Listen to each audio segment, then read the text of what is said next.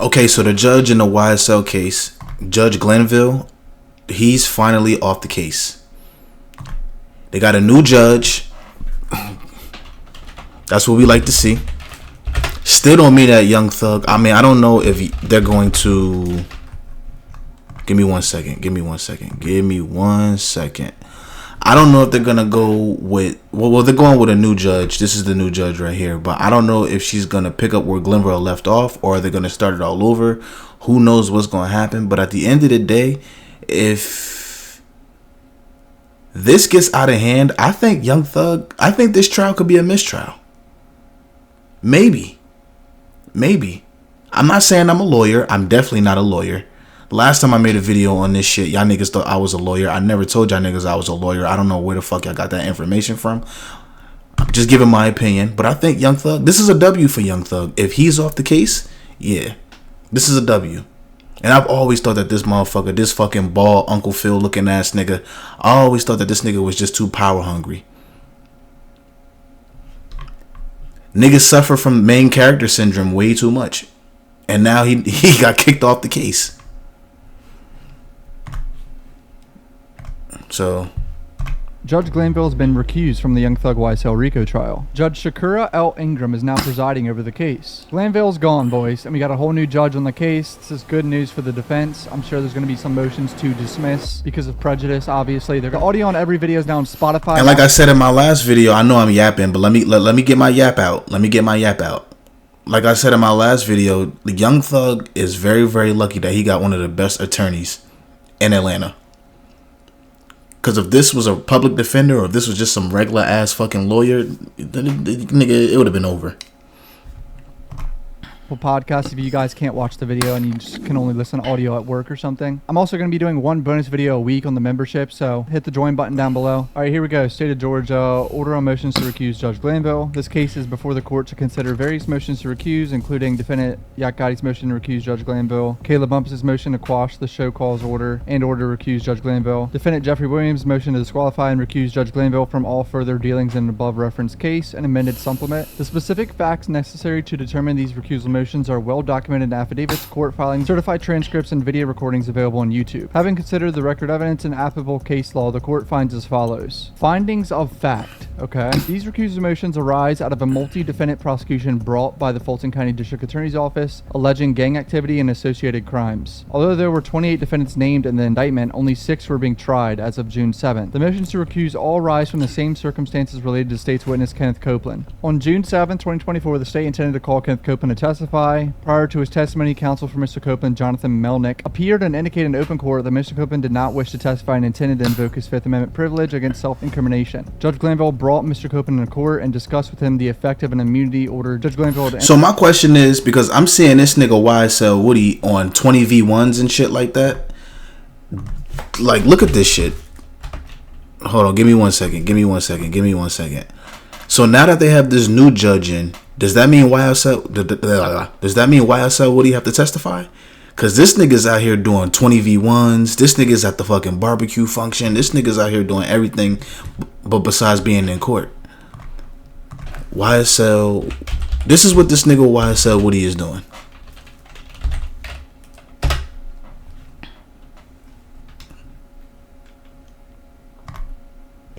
You too scared. You can stay.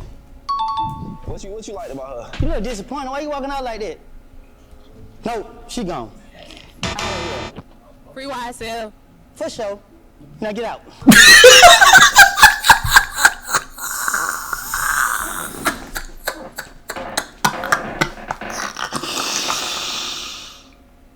Oh my fucking god, bro. What is going on? How is this nigga doing 20v1s? Ain't you supposed to be testifying, nigga? So I'm guessing he don't gotta testify now that they got this new judge. Walking out like that. No, she gone. Free YSL. For sure. Now get out. For sure. What y'all gonna say no? Is she dumb or is she stupid? Hello, how are you? You can stay. Step all the way. Wait, come all the way up. You don't know why you can stay? Why? Cause you smiling. You said step where? Oh, let me see your toe. Come on up. Nephew. I said you can stay. Go ahead. Hey, cool. She can stay. You moving on then. Hey, she look happy to move on. You said you liked her smile? Yeah. Yeah, she do got a nice smile. Smile say a lot about it. This nigga's doing 20v1s while Young Thug is fighting for his fucking life. Oh my god, 2024 is amazing.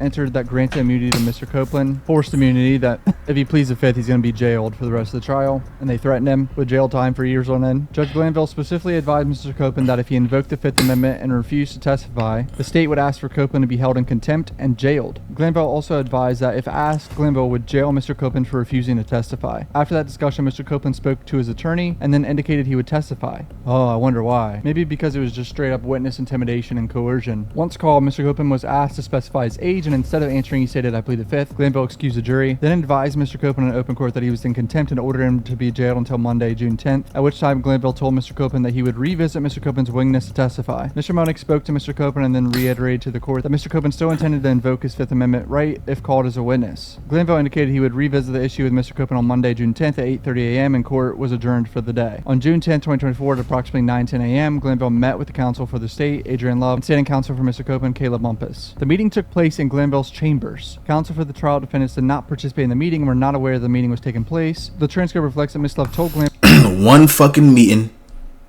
that you did not let the defendants participate in the meeting that you had. One little fucking meeting that you had took you off the whole fucking case. I told you that this nigga was power hungry. Granted, judges do have control of the courtroom, don't get me wrong, but the nigga was doing too fucking much. that she wanted the meeting to impress upon Mr. Copeland the risks of refusing to testify and allow Mr. Copeland to ask questions before he testified. Ms. Love also expressed concerns to Glanville about Mr. Copeland's representation, which Ms. Love had zero business making those accusations. Ms. Bumpus, Ms. Love, and Glanville also discussed the scope and effect of state's grant immunity to Mr. Copeland. Mr. Copeland was then brought into Glanville's chambers where he spoke with and asked Ms. Bumpus, Glanville, and Simone Hilton, counsel for the state who had joined the meeting during that time. The state advised Mr. Copeland that he could remain in custody until the conclusion of the trials of all defendants in the case, not just the 6 currently on trial. Complete shit show. They can say they were just explaining to him his immunity deal and, just making sure he knew. This is witness intimidation. They're scaring him into testifying. Glanville discussed OCGA 24-5-507 with Mr. Copeland and his rights and responsibilities after a grant of immunity. Mr. Copeland spoke privately with his standing counsel, Ms. Bumpus, and then advised the court that he would testify. After the meeting, immediately before Mr. Copeland was brought out to testify, defendant Williams' lawyer Brian Steele advised the court that he was aware of the in-chambers meeting. Mr. Steele I still want to know who let Brian Steele know about that meeting that was supposed to be that they were supposed to be aware of. I think they said it in the last meeting of how Brian Steele found out that they had a meeting. I can't even speak. I think they said in the last video. I think the judge has said who told Brian Steele about the meeting. But why'd you make it so secretive? Like, I understand that Mr. Copeland was probably our star witness because Gunner wasn't going to testify. But come on now. You got a little bit too fucking greedy and it cost you your position on the case.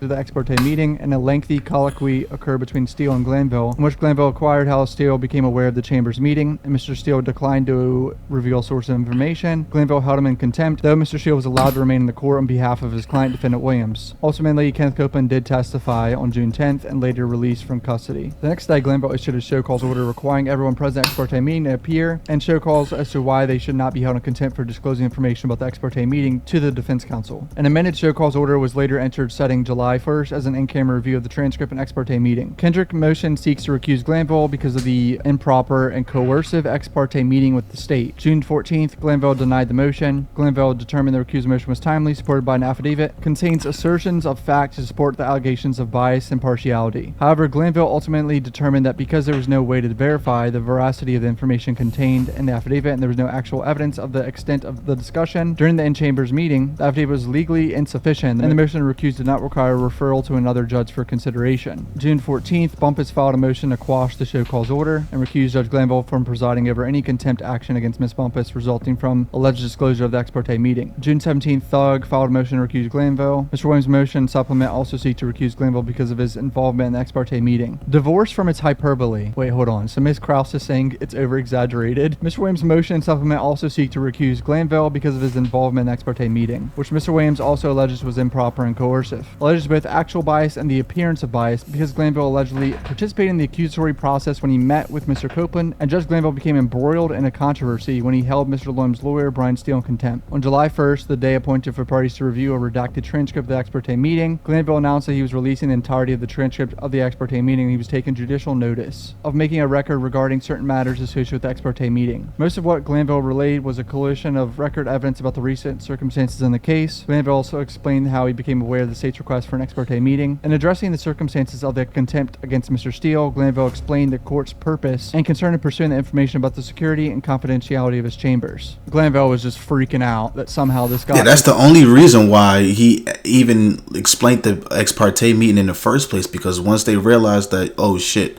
I wasn't supposed to do that shit. Yeah, nigga, you're not supposed to have no fucking meeting without the defense being involved. And other lawyers have said that shit. And if Brian Steele wasn't... I mean, he risked his fucking freedom to make sure that ex parte... That judge is like, how do you know about the ex parte meeting? How do you know about it? I'm like, I'm not telling you, nigga. I need a lawyer like Brian Steele. I'm telling you, when Young Thug get out, if he get out, you better get that nigga Brian Steele a YSL chain.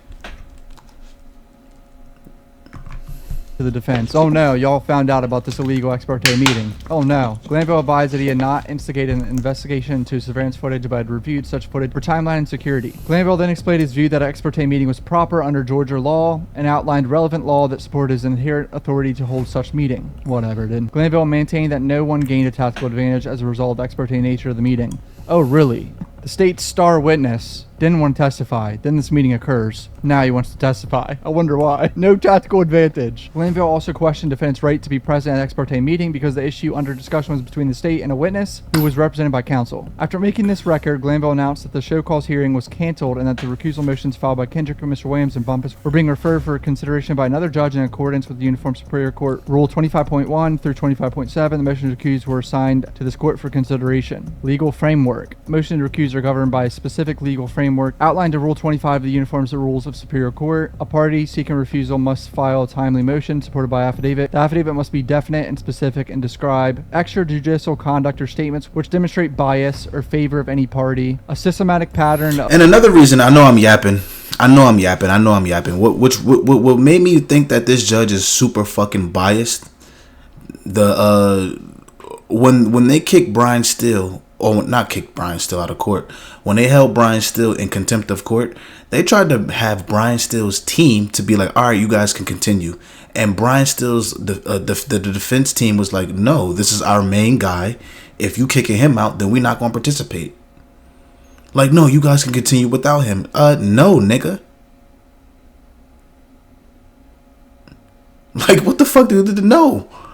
Brian Steele is our guy. We're going to follow behind him. If he goes, then we all go. Talking about some, oh yeah, you guys can continue without him. No, nigga, we can't. What the fuck are you talking about? I'm telling you, this judge had an ego trip, bro. His ego. His ego cost him his I think he still is a judge. He's just not going to be the judge on this case. Of prejudicial conduct towards persons similarly stated to the moving party, which would influence the judge and impede or prevent impartiality. Sounds like Judge Glanville to me. USCR 25.2. Fair conclusions and opinions are not legally sufficient to support the motion or warrant further proceedings. It is the duty to the assigned judge to temporarily cease to act upon the merits of the matter and assess the timeliness and legal sufficiency of the affidavit. USCR 25.3. If all three criteria are met, the motion is timely to support affidavit and the alleged facts might warrant recusal, another judge shall be assigned to hear the motion recused. When considering a motion to recuse, the assigned judge should be guided by Rule 2.11 of the revised Code of Judicial Conduct, which provides that judges shall disqualify themselves in any proceeding in which their impartiality might reasonably be questioned. So here we go. Here's what Ms. Krause has to say about everything. Analysis and discussion. Here, Judge Glanville had previously announced on the record that the motions were timely and supported by an affidavit, and transferring the cases to another judge for consideration, that recusal might be authorized if the alleged facts of the motion were assumed true. Therefore, Glanville was required to refer the motion for reassignment and was prohibited from opposing the motion. It is worth noting that this court agrees generally with Glanville's assessment of the propriety of the ex parte meeting. Oh, so Ms. Krause is like, nothing wrong happened in the ex parte meeting. Okay, dude. So why is she doing this then? While the meeting could have, and perhaps should have, taken place in open court, nothing about the fact of the meeting or the substance discussed was inherently improper. However, in his order denying... So why is he kicked off then? Nah, that's bullshit. That's bullshit. That's bullshit. The system is crazy. If nothing was improper, why is he kicked off?